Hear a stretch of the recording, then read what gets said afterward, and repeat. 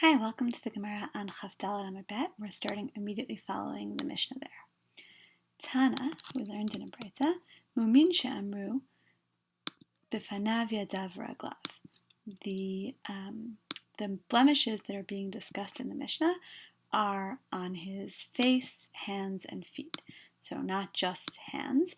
Any place that you can easily see that could be, as Rashi described at the Mishnah, a distraction to people who are listening to the bracha.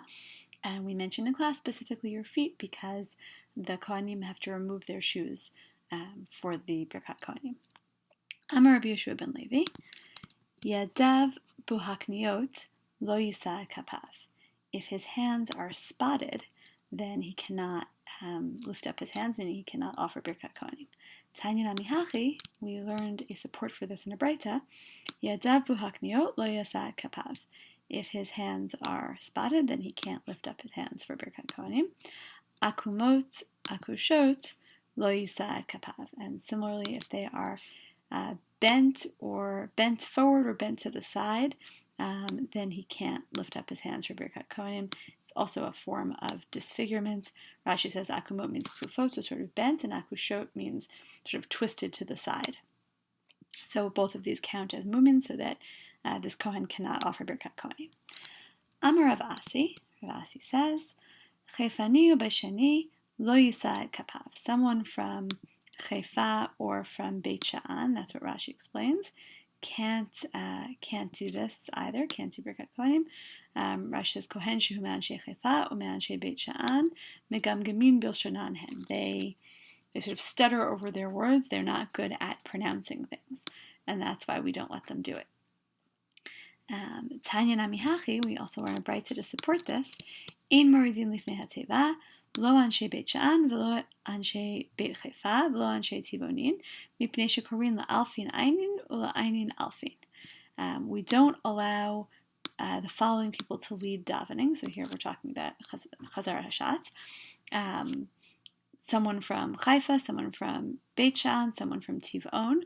All of those people read their aleph as ayins and their ayins as alephs.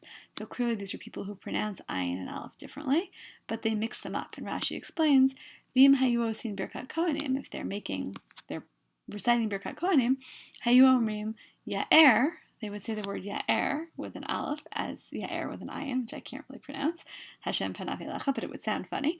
V'lashon klalahu, and this ya'er is the language of curse.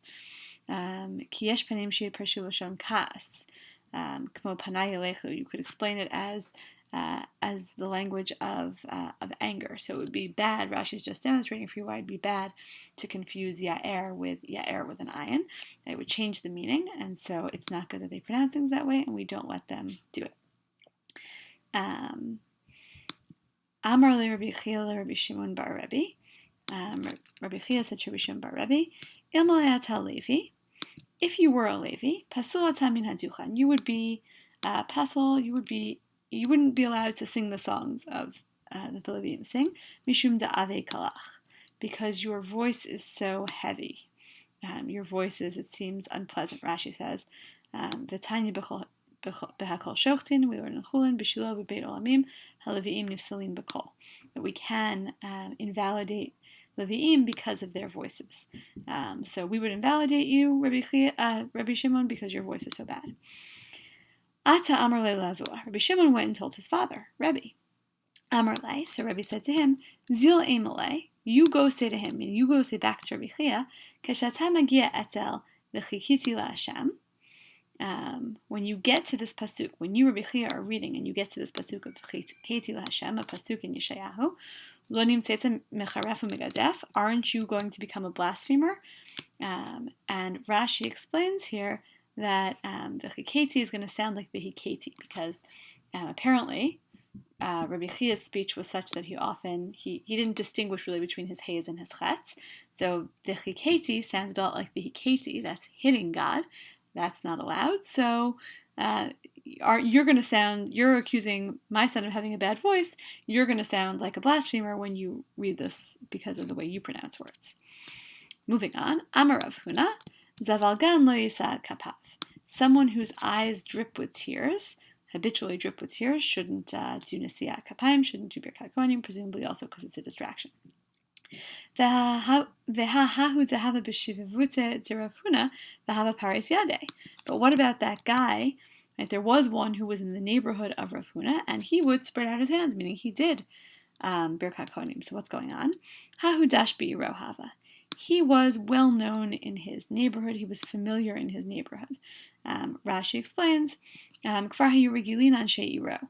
The people of his city were already used to him. V'lo hayu mistaklin bo od. And they didn't look at him anymore, meaning he wasn't going to be a distraction because people were already so used to what he looked like. There's a certain accommodation here, a certain way in which you can become inured to seeing certain things. Tanya Nami Hachi, we also have a brayta that supports this. Zavalgan lo yisad kapav, v'im hayadash be'iro mutar. Someone whose eyes drip with tears shouldn't do Birkat Kohanim, but if he's very well known in his city, if he's very familiar in his city, then it's permitted. Amar Rabbi Yochanan, Suma be'echat me'inav lo yisad kapav. Someone who's blind in one eye shouldn't do Birkat Kohanim. V'hahu dehava b'shivavuta de Rabbi Yochanan dehava paris yadeh. But what about that guy who was in the neighborhood of Rabbi Yochanan who would do Birkat Kohanim? Hahu dashbi rohava. No, he was familiar to his neighborhood. Everyone knew him. Tanya nami hachi. We also have a brayta to support this. Suma be'echat me'inav lo yisad kapav v'im haya dashbi ro mutar. A person who's blind in one eye shouldn't do Birkat Kohanim, but if he's familiar in his neighborhood, then it's fine. Moving on in the Mishnah, Rabbi Yehuda Omer Misha Hayu Yadav Tzuot Lo Yisad Kapav, someone whose hands are dyed, colored, shouldn't do Birkat Kohanim. Tana, we learn in the Brayta, Im Rov Anshe Ha'ir Melachtan Bakach Mutar. If most of the people in the city, if a majority of the people in the city, this is their labor as well, meaning they all also have colored hands, then it's permitted. So again, it's all about shock value. And if it's not going to sort of shock or surprise or distract anyone, then it's fine. Okay, we'll stop here.